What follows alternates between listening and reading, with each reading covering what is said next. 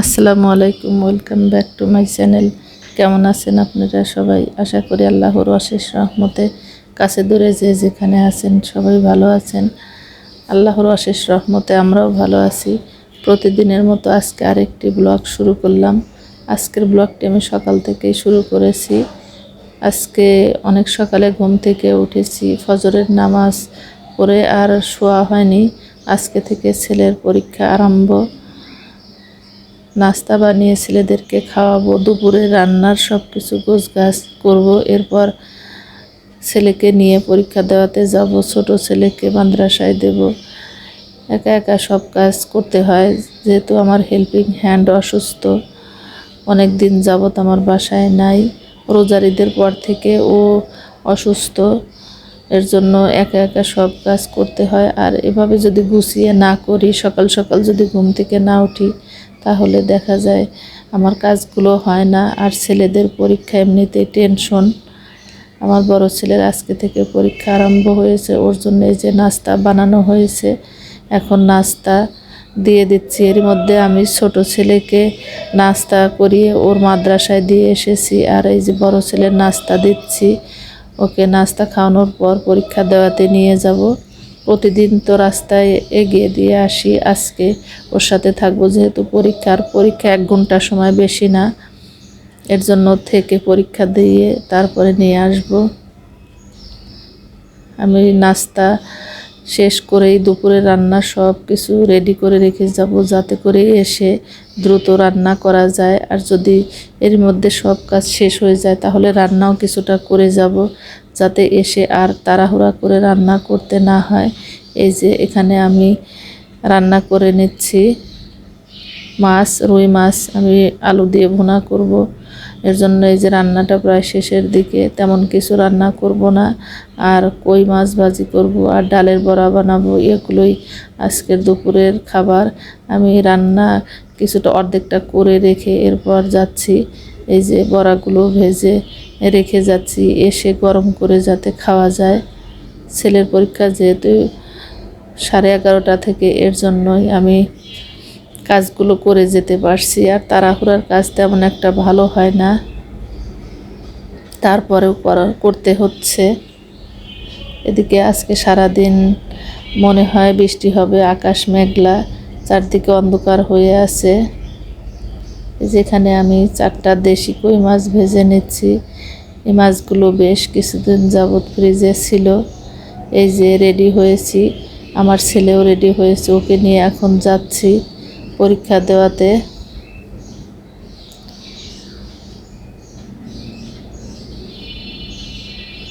ছেলেকে পরীক্ষা দিয়ে তারপর ছোট ছেলের ছুটি হলে ওকে নিয়ে বাসায় আসব।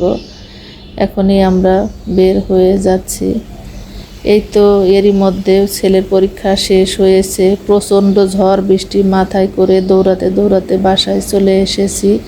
বাসায় আসার সাথে সাথেই এই যে বৃষ্টি শুরু হয়ে গেল। বাতাস ছিল অনেক, এখন মুষলধারে বৃষ্টি হচ্ছে, বাতাস কিছুটা কমে গিয়েছে। মনে হচ্ছিল রাস্তায় বৃষ্টিতে ভিজে যাব। আল্লাহর অশেষ রহমত যে বাসায় আসার পরে বৃষ্টি শুরু হয়েছে। অনেক বৃষ্টি হয়েছিল, প্রায় 1 ঘন্টার মতো। যদি আর 10 মিনিট পরে বাসায় আসতাম, তাহলে বৃষ্টিতে ভিজতে হতো। 2 ছেলেকে নিয়ে এরই মধ্যে বাসায় চলে এসেছি। এই যে আমার ছেলেরা বৃষ্টি দেখছে, আর এদিকে আমি আমার ছোট ছেলেকে গোসল করিয়ে দিয়ে নামাজ পড়ে ওদের খাবার টেবিলে দিয়ে দিব। ছেলের পরীক্ষা দিয়ে নিয়ে এসে এখন অনেকটা ভালো লাগছে, টেনশন মাথা থেকে কমে গিয়েছে। আর বৃষ্টিও শুরু হয়েছে, যদি বাইরে থাকতো ছেলে তাহলে অনেক টেনশন হতো। আসলে বৃষ্টির মধ্যে বাচ্চা কাচ্চা যখন স্কুলে কিংবা বাইরে থাকে, তখন আমার মনে হয় আমার মতো প্রত্যেক মায়েরই টেনশন হয়। অনেক সময় বৃষ্টি হচ্ছিল, হয়তো নিচু এলাকাতে পানি জমে গেছে, আমাদের এখানে উঁচু, এর জন্য যতই বৃষ্টি হোক না কেন দ্রুত পানি নেমে যায়। এই যে আসার সময় এই পেঁয়াজগুলো কিনে নিয়ে এসেছিলাম, পেঁয়াজগুলো অনেক সুন্দর ছিল। আর আমি ছেলেকে স্কুলে দিয়েই এই যে পেঁয়াজ কিনে নিয়ে এসেছি। পেঁয়াজ, মাছ, এগুলো কিনে রেখেছিলাম। পরীক্ষা শেষ হওয়ার সাথে সাথে দৌড়াতে দৌড়াতে তো চলে এসেছি, তখন তো বৃষ্টি শুরু হচ্ছিল, এই ভয়ে তাড়াতাড়ি চলে এসেছি। একটু আগে কিনা হয়েছিল। আমি রাস্তা থেকে এই বাজারগুলো করেছিলাম। আমার বাসায় চিংড়ি মাছ ছিল না, আর আমার 2 ছেলে চিংড়ি মাছ অনেক পছন্দ করে, এর জন্য 1 কেজি চিংড়ি মাছ কিনেছি।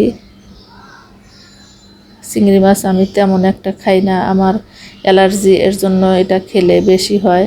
আমার 2 ছেলে যেহেতু পছন্দ করে, ওদের জন্য এই মাছ কেনা।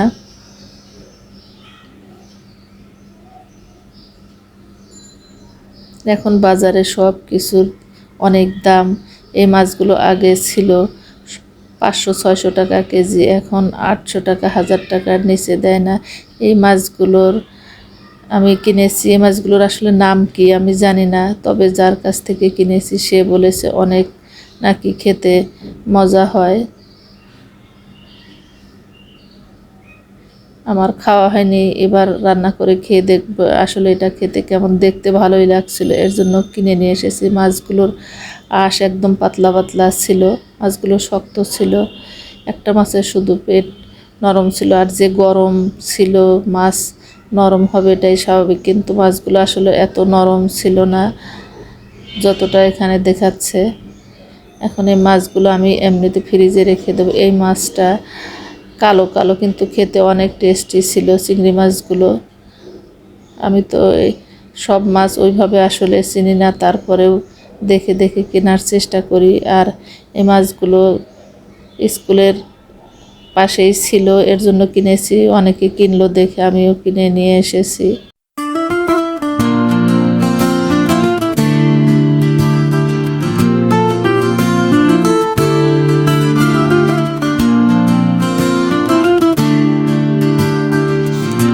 এই তো গোসল নামাজ শেষ করে খাবার টেবিলে দিয়েছি। আবার খাবার গরম করা হয়েছে, যেহেতু রান্না করে রেখে গিয়েছিলাম।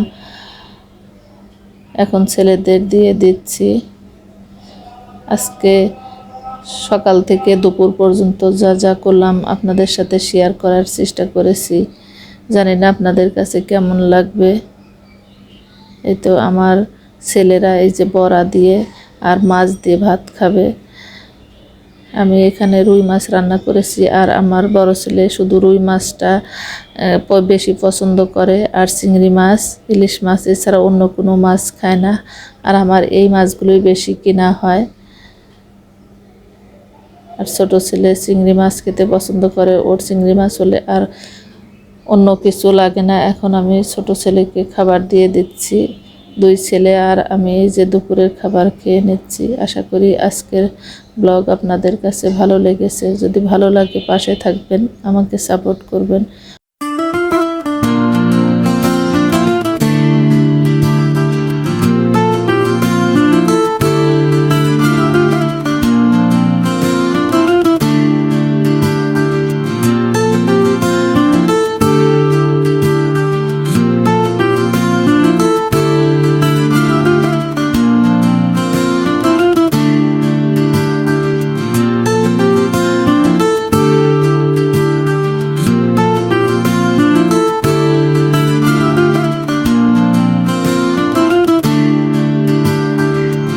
আজকে যা যা করলাম আপনাদের সাথে শেয়ার করার চেষ্টা করেছি। পরবর্তীতে নতুন ব্লগ নিয়ে হাজির হব। আজকের মতো বিদায় নিচ্ছি। আল্লাহ হাফেজ। আসসালামু আলাইকুম।